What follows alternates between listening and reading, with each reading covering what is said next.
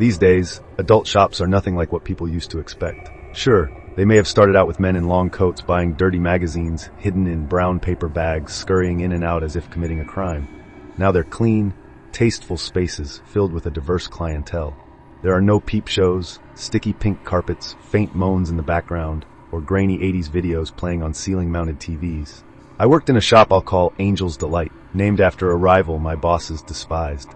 It wasn't a single-story mall in the middle of nowhere, and despite selling adult toys and dolls, we were one of the classiest establishments in that rundown building. I don't like to speak poorly of others, but the crew I encountered there was something else. There was a tattoo artist who could make even a stick figure look terrible, and a piercing shop that seemed to guarantee sepsis with every ear piercing. The liquor store had a reputation for selling the least intoxicating products around. Then there was a high-fashion boutique run by an elderly conservative couple who were as fire and brimstone as they come. Yet every Friday night, they'd come into Angel's Delight to buy some of the most specific adult films we carried. "Just doing our part to get this smut off the streets," the husband would say, while his wife clicked her tongue disapprovingly. If that was their intention, why did they only target films featuring a very specific whole, a particular racial combination, and produced by a specific company with serialized plots? Maybe they really did watch for the articles. I heard that excuse so often that I lost count. Honestly, I didn't care. If he didn't come in to buy hardcore magazines, my bosses wouldn't be able to pay me, and I'd have to take out student loans to finish college. That's why I was working there. After 1 year of college, the anxiety of even a partial student loan led me to put school on hold and work for a few years to save up for the rest of my education. Managing an adult shop wasn't the only job I could find, but it was by far the best paying option I had. You'd think a position like that would be easy to fill. However, when I first got hired, my bosses told me I was only the second applicant. When I inquired about the first, they mentioned some people were such big freaks that they could scare away even the hardcore crowd. I didn't press further, I just seized the opportunity. After a few years there, I seriously considered whether to return to college or pursue a career in this industry. My boss had said in 2002 that the future looked bright for brick-and-mortar adult shops. I'm glad I decided to go back to school the following year, especially after an event that played a significant role in that decision. It was an ordinary fall Friday at the mall, just a couple of hours before closing. We stayed open later than most stores due to our business, and many shops had already closed for the night. Mr. and Mrs. Fashion Boutique had come and gone with their latest VHS pickup, and the day was winding down nicely. Most customers slipped in quietly, except for one. The front door burst open so forcefully that it broke the little bell above it. That was the least of my worries.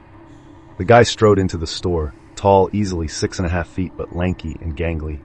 If he hadn't barged in like that and approached the counter with such intensity, I wouldn't have thought much of him. But he got right in my face, slamming down a brown paper bag and pointing at me. "This product is defective, and I'm returning it for a refund." I rolled my eyes and gestured to the large no return sign on the wall behind me. "You can't return this," I said. I knew better than to reach into any brown paper bag from Angel's Delight. My bosses had warned me about some guys trying to return used adult toys as a prank. I wasn't risking it. What's the item?" I asked. "Can you take it out of the bag?" He sighed theatrically and pulled the product from the bag. I didn't recognize it at first, but when he flipped the box over, I saw it was an inflatable rubber mask similar to a mask made of stretchy latex. A hose ran from the mouth hole to a pump, allowing it to be inflated while worn. I had no idea when it had been purchased. We'd had one in stock since I started, and I knew it had sold within the last few months, at least a week ago since I noticed it missing from the wall. "What's wrong with it?" I asked. The guy fumbled with the box not out of embarrassment, but anger. He pulled out the rubber mask, the hose flapping against the counter, and held it up. "It's torn. Look," he said, showing a tear at the neck, as if the material had corroded. Maybe that's exactly what had happened. I knew that rubber and latex expire over time, and the mask could have been ancient, just sitting on the wall since the store opened in the 80s. It might not have been this guy's fault at all. Unfortunately, his mask was defective. But the no returns policy meant exactly that, no returns, even in this situation. The only way my bosses would allow me to issue a refund would be out of my own pocket. If you've agreed to no returns, then that means no returns. Why should I have to give this guy $20 plus sales tax from my hard-earned money? "That's too bad," I said. "I guess you should have been more careful when you put it on." I knew I was being a jerk, but I didn't like him getting in my face. And oh boy, did I pay for it. I barely had time to react when the tall man reached over the counter, grabbed the back of my head, and slammed my cheek against the desk. I could feel the pump of the damn mask pressing into my temple. He leaned down to my ear, and he didn't whisper when he spoke. I'll have to paraphrase, as I don't remember his exact words, but you'll get the gist. Listen here, you smut-peddling, smug dipstick. I know it says no returns, but you sold me a defective item. Would you expect to pay for someone else's mistakes? No? Then why should I be expected to pay for yours? He pressed down harder on my head, and I genuinely thought my skull would crack. The guy was stronger than he looked. I remember mumbling through my face pressed against the desk. No, sir. I want to return this item for a refund, he insisted. He held me there for a moment, and I wondered what was taking so long. Then I felt cold metal against my head. I want a wee knot, he said. The metal touch left me, and after a few seconds he released me. When I straightened up and could see clearly, there was no gun in sight. Like many people in October, he was wearing a long coat. To this day, I can't say for sure whether this angry adult shop customer held a goddamn gun to my head over a $20 inflatable mask. I can't say for certain what happened, but I do know he got his money back. In fact, I ended up giving him $30 because I was shaking too much to count out the correct amount. After that, his whole demeanor changed. He brightened, smiled, thanked me, and left the store taking the mask with him. That meant I couldn't even prove to my bosses that any of it had really happened. Not that I would have called the cops anyway. Not in that mall, and not while working at that store. It wasn't the kind of place where anyone bothered with law enforcement. I told my bosses about the incident, expecting skepticism. But when I described the guy, they seemed to know exactly who I was talking about. Oh yeah, him, one boss said. It can get like that sometimes, the other added. Next time, just process the return. That night, I realized I had saved enough money to go back to college. The next day, I handed in my notice, worked through my final 60 days, and left the adult shop industry behind, never looking back. I'll get this out of the way up front. My name is Paul, and I was a mall cop. You might think that would be unbearable, but I worked as a security guard at a small-town mall in the 90s, so I left the job before the movie came out. Now, I'm in private security, but back then, I was directly employed by the mall. It wasn't a huge mega mall, just about 20 stores, a food court, and a central fountain where kids would toss coins and make wishes. What made this mall unique was its large warehouse complex at the back, which attracted businesses. They got part of that space as a lease to store stock, and some local businesses rented additional warehouse space for their goods. In reality, only about 40% of the property was visible to shoppers. Visitors would wander through stores like Radio Shack, Borders, and Gadzooks, among others. The layout was awkward and poorly designed. It was easy to find yourself on one side of the upper floor, only to realize you had to navigate down one escalator and back up another to get to the other side. If anyone from the 90s area is listening, this description, along with the storage warehouses, likely makes it clear which mall I mean. If you know, you know, as my kids say. I'm sharing this background so you understand that the mall wasn't a spacious architectural marvel with wide walkways. It felt cramped and claustrophobic, and by the time I started working there, it already seemed rundown. With the extensive warehouse complex out back, you can see why they needed round-the-clock security. There were many hidden corners that could conceal all sorts of mischief. During my first year, I mostly dealt with minor issues. A few shoplifters, an old man harassing a young woman, a missing child who was found safe in a photo booth, and a group of kids dared to sneak into the warehouse to stay overnight. Strangely, management came down hardest on those kids, insisting on prosecuting them to the fullest extent of the law. In the end, nothing happened. They were barely over 18. The bosses were oddly furious about someone attempting to stay in the mall overnight. I suppose they worried about potential damage. But since we were a 24-hour security team, one of us would have caught them pretty quickly. The strange events began a couple of years into the job. One afternoon, my buddy Chris and I were on a small shift when Bin, a more seasoned security guard, was in the office monitoring the cameras. It was midweek, and the mall was moderately busy. Suddenly, I got a call over the radio from Bryn. He informed me we had a code whatever in my sector regarding an unattended package. This was a situation that made most of us uneasy. We were just a few years past the Oklahoma City bombing, and concerns about abandoned packages or vehicles in public areas were still fresh. We hadn't faced a direct bomb threat, but we had found a few abandoned bags before. We were somewhat reckless, as we never called in a bomb squad. Usually, the items were just forgotten shoppers' belongings left beside benches. This time, though, it was a filthy duffel bag tucked under a bench in a corner overlooking the central fountain. No one was paying attention to it when I arrived at the location Bryn specified. I'm not sure if nobody noticed or if they just didn't care, but I remember that bag vividly. It was dirty, as if it had been rolled in dust and debris, and it smelled strongly of urine. I thought, who pisses on a goddamn bomb? That's why I casually approached the bag and pulled it out from under the bench. I realize now I was being reckless and putting lives at risk. Present-day me would give my past self a swift backhand to the head, but I was just a naive kid. As I got closer, I noticed the bag was open and contained clothes, which explained the awful smell. Inside, I found a black sweater, a pair of black jogging pants, and a pair of black socks, all well-worn and stinky. No big deal, I thought. Someone must have abandoned their old clothes after buying new ones that day. The only odd item was a filthy plush cat stuffed into the duffel bag, clearly a cherished childhood toy.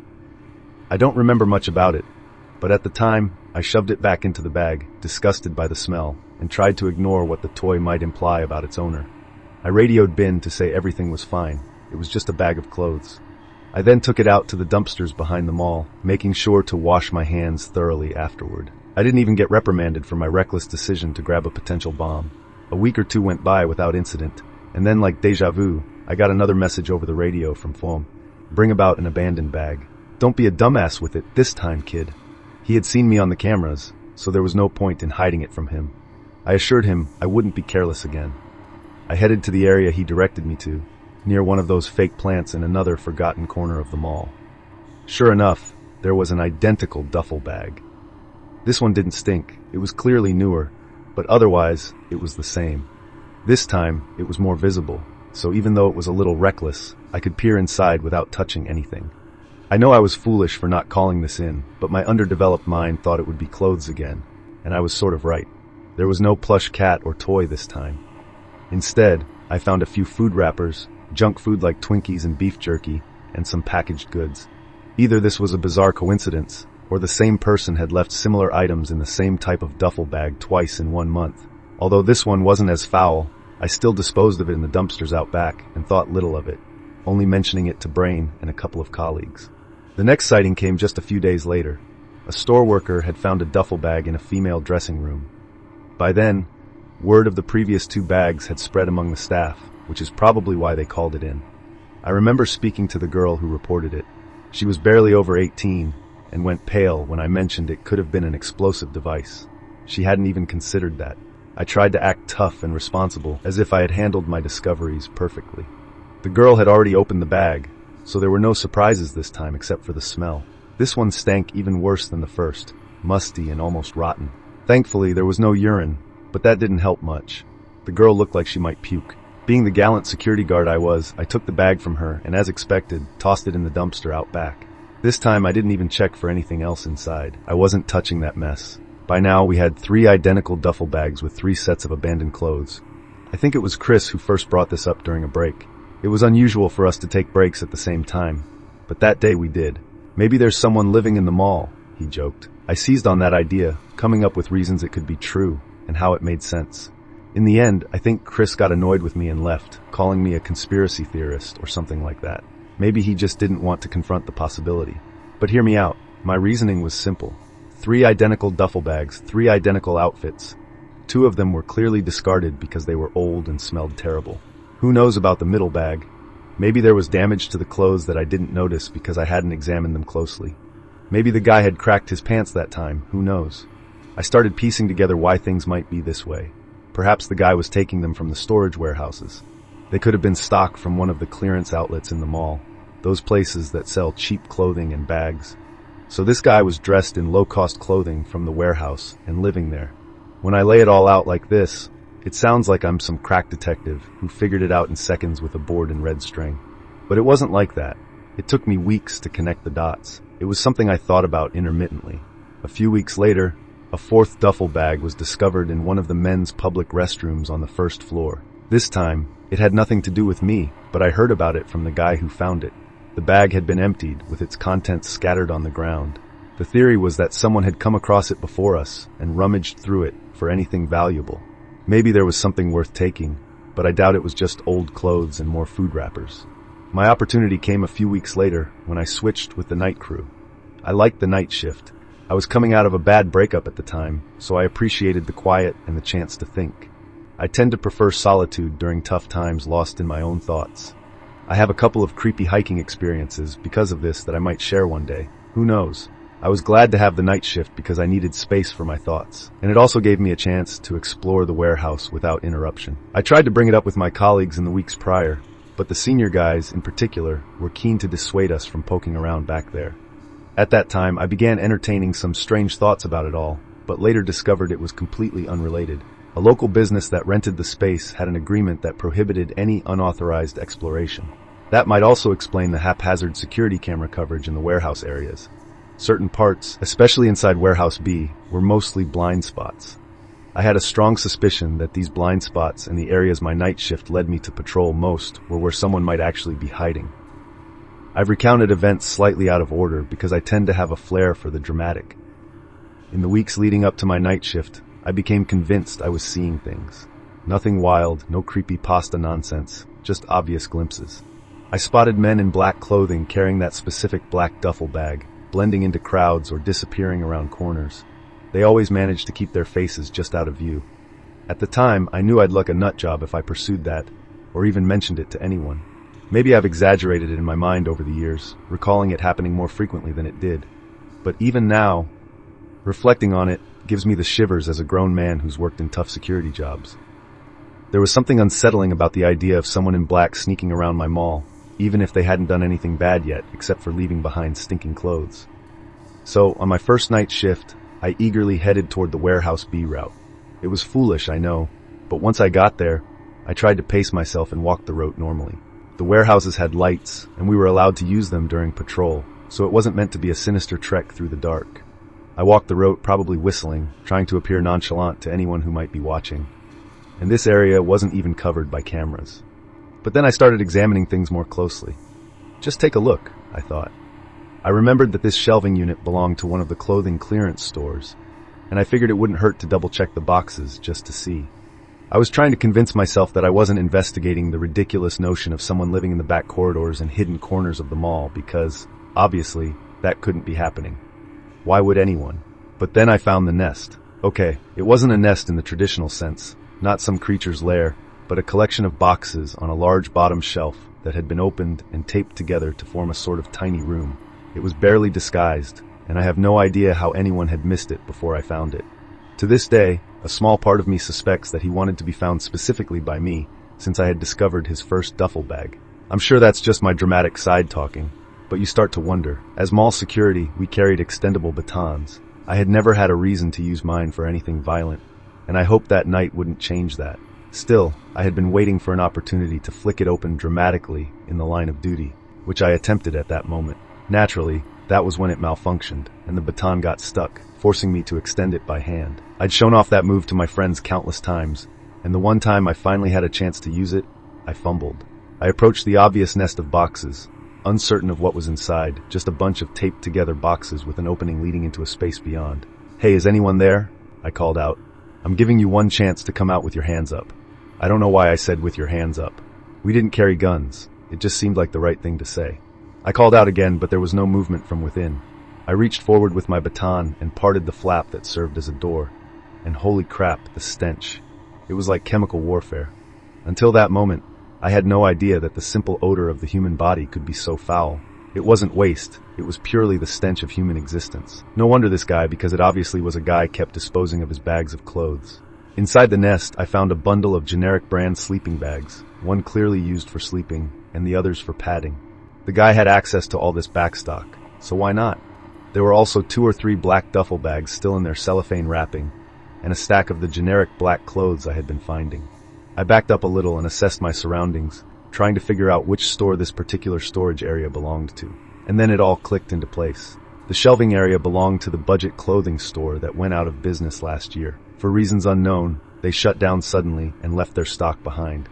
Eventually, someone would have come to clear it out, but I had no idea how that process worked. I wasn't a retail worker. I remember it was unusual, but not unheard of for a store to close like that. Clearance generic brand clothing sold cheap, and it's easy to connect that type of store with sweatshops. Who knows what might have caused such a sudden shutdown? Leaning in and covering my nose, I cautiously peered into the den my squatter had been occupying. There was nothing particularly identifying or interesting, and I figured we'd need to call the cops to report an intruder. They could search this little living area in the warehouse for any identification or evidence of wrongdoing beyond just breaking and entering. I was a security guard, not a detective, and my job was to prevent crime, not investigate it. It felt anticlimactic, but I was relieved to have the matter taken off my hands. As I stepped back from the den and straightened up, I realized two things at once. One, the den was empty, meaning the guy was gone. And two, it also meant he could be anywhere. I fumbled for my radio and dropped it, of course, because I wasn't acting like the heroic figure I'd always imagined in such scenarios. Once I confirmed the radio was still working, I contacted the security office. One of my favorite colleagues was on duty that night. She was a motherly figure who brought in home-baked goods, and we all affectionately called her Mom. I can't even remember her real name, to be honest. How she ended up in mall security is a mystery to me. But having Mom at the controls that night was particularly reassuring. I realize now how odd it must have sounded to say, "Mom, I think there's a guy down here," into the radio, but it was the squatter who would have heard me, so I didn't care. Naturally, she radioed back, asking me to clarify what I meant and whether I was okay. I didn't have time to respond when I swear the lights for the entire Warehouse B building went out. Boom, total pitch black darkness. This wasn't something that happened often. There were no timer or generator issues. If the lights went out, it meant someone had flipped the switches. My mind didn't consider the usual prank nonsense. The nest and the duffel bags weren't a prank. No one I worked with had the creativity or motivation to pull off something so elaborate. So the only explanation I could think of was that the guy who had been living in the mall was still in the warehouse and had just turned off the lights. Thankfully, we carried flashlights on the night shift, and I tried to pull mine off my belt just as, I swear to God, I heard footsteps pounding across the warehouse floor. Running footsteps were charging directly at me, fast. The light switches weren't far from where I stood. I managed to get my flashlight up just in time to see a scrawny figure in black barreling toward me. He collided with me at the worst moment, catching me completely off guard, and I fell backward, slamming against a shelf. I heard him mutter something, saw him stumble in the beam of my flashlight, and then take off down the aisle. God damn it, what should I do? I thought I wasn't paid nearly enough to get murdered on the job, but my pride and my shoulder were hurt. So I got up and ran after him, radioing Mom while panting out what details I could, getting frustrated as she kept asking me to repeat things. The guy seemed to dart down corridors in the dark, and I was barely keeping up with just my flashlight. In the end, I yelled for Mom to call the cops to the warehouses now and dropped the radio to run faster. For a moment, I lost him. Then I heard a door slam somewhere down a corridor and knew where he must have gone. There was a small complex of rooms between warehouses A and B, just a break room, a bathroom, etc., and I started jogging in that direction. For all I knew, he was waiting on the other side of the door with a machete, a gun, or even a fire extinguisher. I probably didn't take enough care as I burst in. The lights were still on in there, causing me to wince and recoil. Thankfully, no weapon-wielding squatter was waiting for me, just an open door leading into the bathroom. I stepped inside. The bathrooms in that area consisted of 2 individual rooms, men's and women's, each with 1 toilet and 1 sink. These weren't public bathrooms. They were for people who had a reason to be in the warehouse zone. The women's bathroom was open, and I noticed a ceiling vent cover lying on the ground as if it had been pulled off and tossed aside. I shone my flashlight up into that hole. I thought I could hear someone crawling away through the vents, but maybe that was just my imagination. I was so focused on the vent that it took me a moment to notice the writing in the mirror. I can't say for sure it was from this guy. It could have been graffiti left by anyone at any time, but these were worker bathrooms. Does that really matter? I tend to think women are generally less likely to vandalize bathrooms. If that makes me sexist, so be it. I just couldn't imagine anyone doing that in their own workplace. On the mirror in Sharpie, someone had written the F word and eat poop. Not just written like that, it was laid out exactly with the F word on one line and eat poop on the next. I remember the exact wording to this day. I have no idea if our squatter didn't scrub the word off after the top line, or if he wrote exactly what he meant.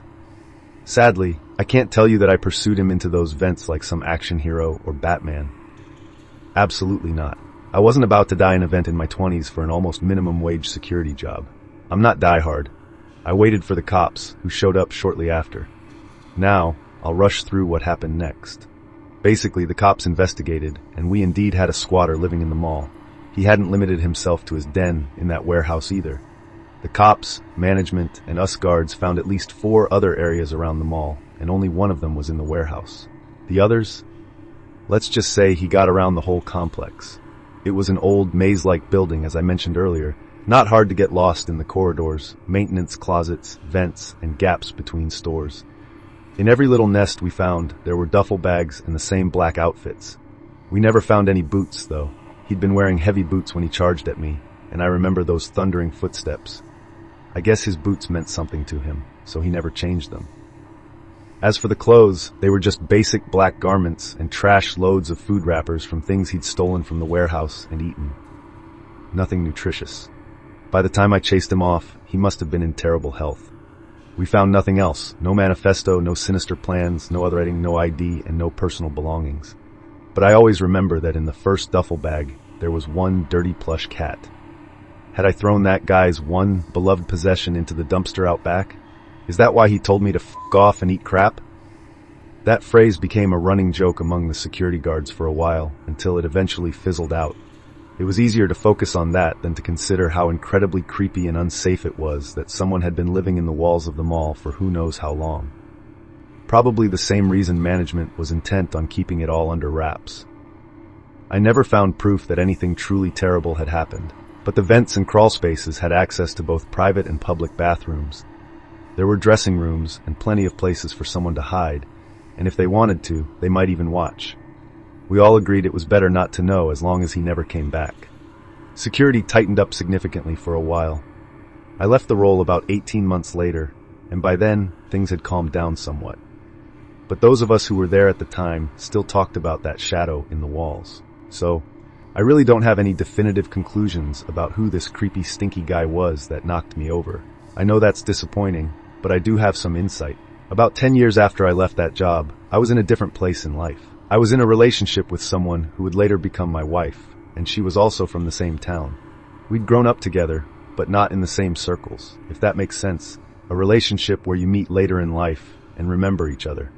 She knew about that mall shadow and many other bizarre stories, but this one had always stuck with her because she'd been to that mall many times. Even though we lived across the country by that point, my wife thought we weren't married yet and still had our local weekly paper mailed to us by her mom. It was a cute gesture, but now I wonder if her mom did it for this reason. A few pages in, there was a story about a man who had been arrested. His charges included stalking, harassment, and conspiracy to kidnap. He appeared to be unhoused and had been living rough while repeatedly stalking several women in the area. This time, when they picked him up, they found a manifesto. According to the newspaper report, he had filled a notebook with scrawlings about one unnamed young woman in particular. I couldn't find any more information about the case online, and I still haven't, even years later. I guess the charges were eventually dropped, or maybe he died or something. He looked very sickly in the mugshot they printed. I only saw his face once, in a frantic flashlight beam, while he was charging at me. So I can't be certain, but I know that was him. That was the guy who had been living in those dens throughout that goddamned mall. It really shows you that you never know who's out there. You may never find out what people are thinking or what they might do if pushed just the right way. Sometimes just contemplating that keeps me up at night more than any confirmed murder or act of violence. The idea that it could happen at any time from anywhere is unsettling.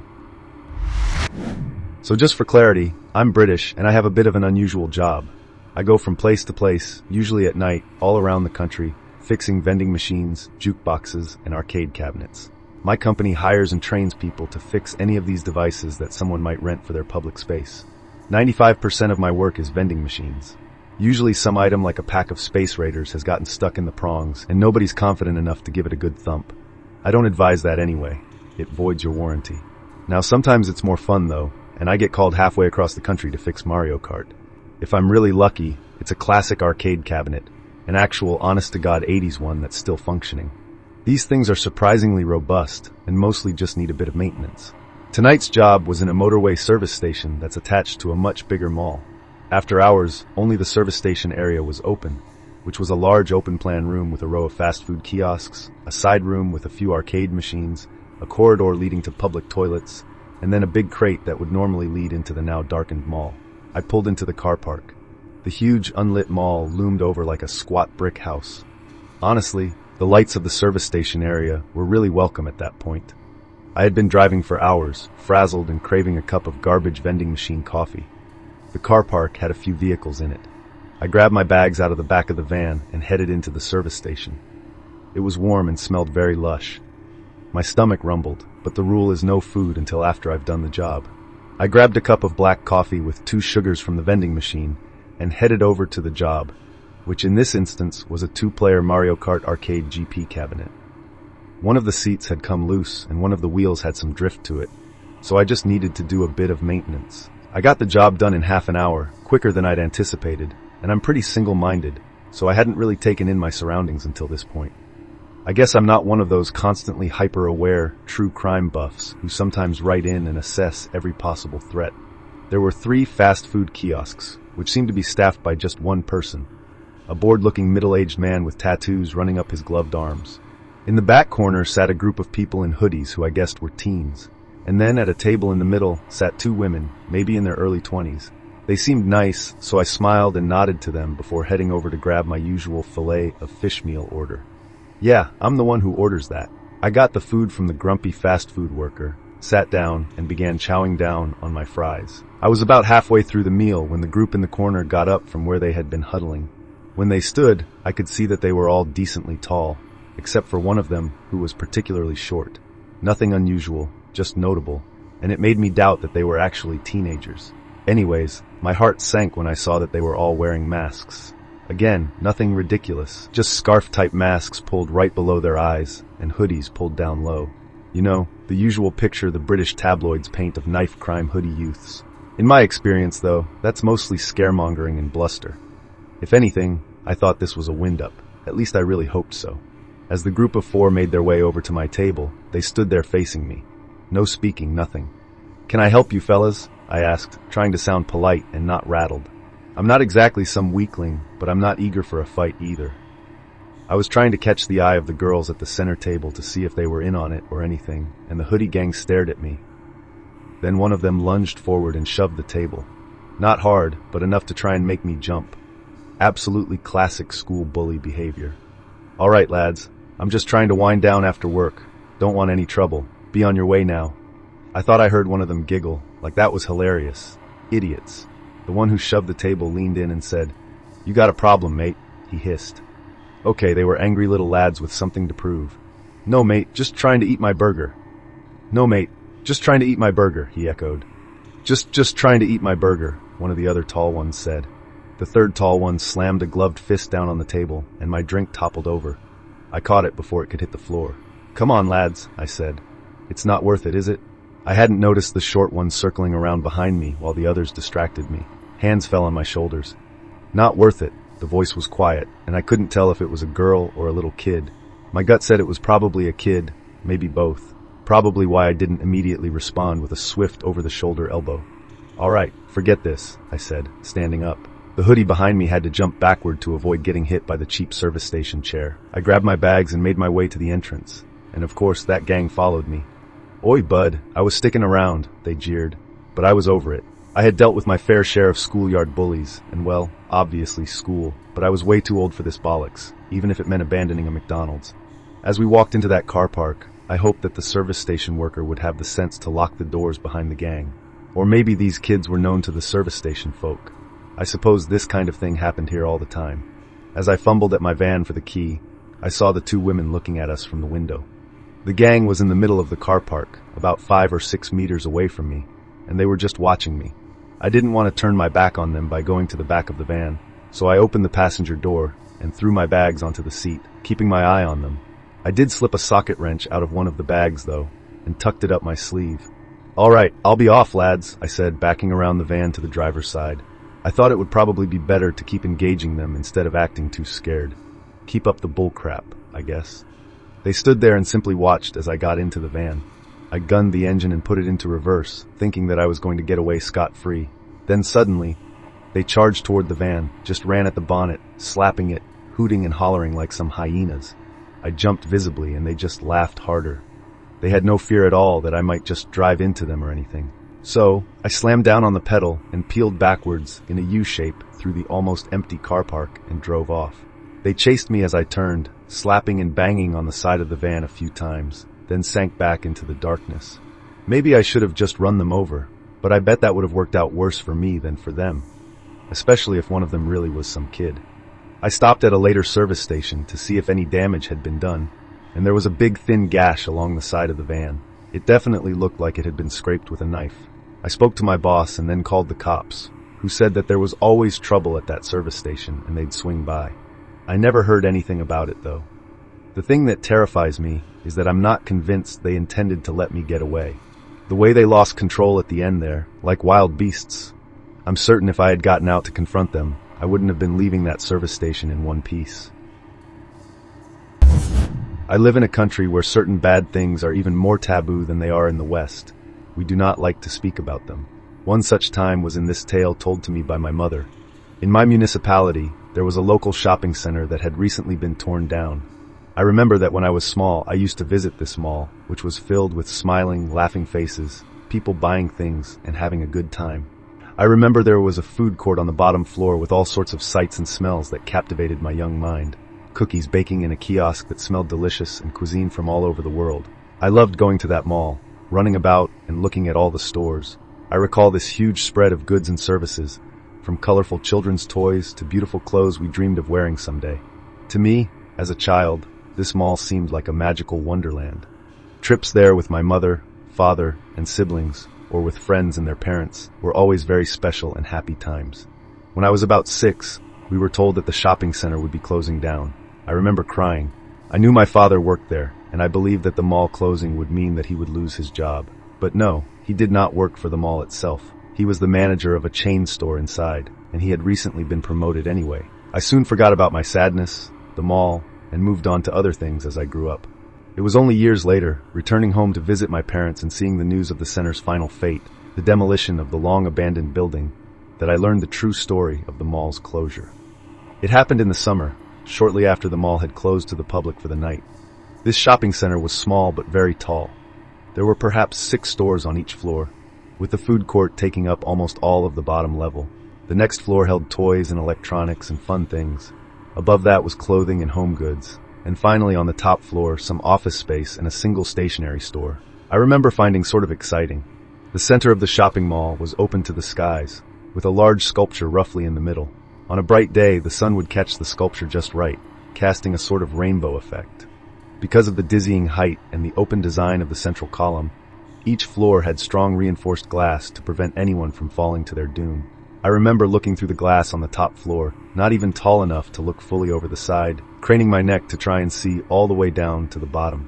Of course I couldn't, but I remember that the balcony's walls were higher than my head, so they must have come up to about chest height for an average adult man. The store my father managed was a sort of menswear shop on the 3rd tier.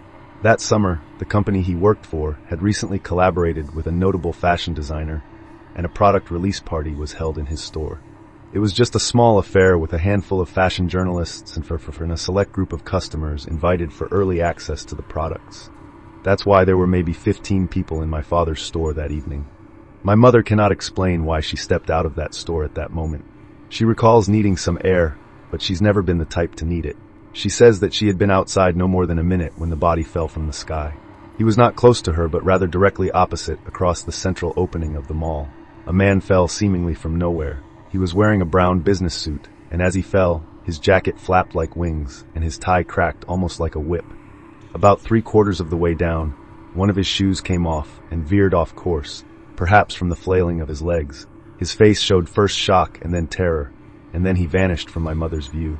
He didn't scream. My mother made a point of saying that the man didn't yell, cry out, or scream. He just uttered no sound at all. Then he hit the ground on a hard, solid floor from a great height. My mother won't say more about what followed, but I do know that when a body falls from that height, it is no longer a body when it hits the ground. I know that what remains spreads out so far and wide that it's easier to close down a mall forever than to try to clean it all away. That is not the only reason the mall closed forever that night. The man who fell was the proprietor of the mall itself. Apparently, the mall had been suffering from severe financial difficulties, and the management company was on the verge of bankruptcy. What this would have meant for the mall, or for the stores operating within it, I'm not sure. It was deemed a terrible accident that the mall's proprietor fell from the top floor over a chest-high balcony railing on a night when the mall should have been closed but wasn't. Perhaps he forgot that and was leaning over to adjust or clean something when he slipped. Perhaps Contrary to what authorities believed, he was not alone that night, or perhaps something else happened that was deliberate and personal. But out of respect for the deceased's family, and in a place like the one I grew up in, when a tragedy like this occurs, you learn what is and isn't okay to speculate about. All that's left behind is an abandoned building now reduced to rubble, and the memory of the man who fell from the sky. Did you enjoy this content? Share your thoughts in the comments below. Support us with a like and subscribe so our channel can reach more people. Thanks for watching until the end.